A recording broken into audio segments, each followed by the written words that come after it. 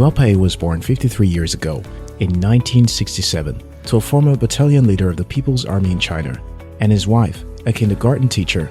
Guo's birthplace is Beijing. In addition to teaching, Guo's mother was a dressmaker. While watching her mother work on dresses, Guo learned how to sew. By her second birthday, she had gotten the chance to sew for the first time by helping her mother make clothes for the winter. But that was about that for sewing in her household.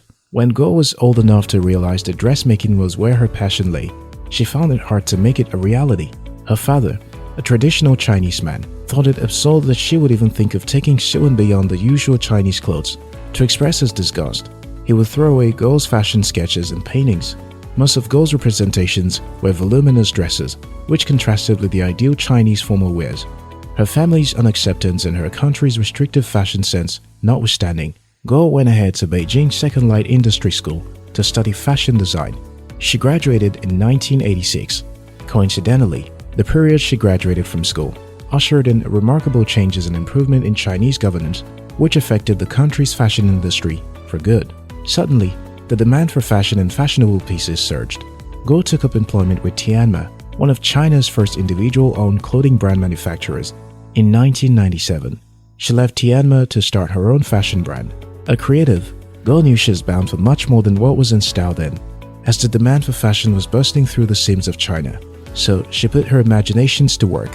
Her diligence paid off. In the early 2000s, a few years into starting her brand, Guo's fame grew. She became the go-to designer for sophisticated projects, including the design of the 2008 Summer Olympics wears and the yearly Spring Festival galas hosted by China's Central Television. Guo infuses Chinese culture into all her haute couture designs. Among personalities that she has dressed up include Song Ziying for her performance at the 2008 Summer Olympics clothing ceremony with Placido Domingo, and Rihanna for the 2015 China-themed Met Gala in New York.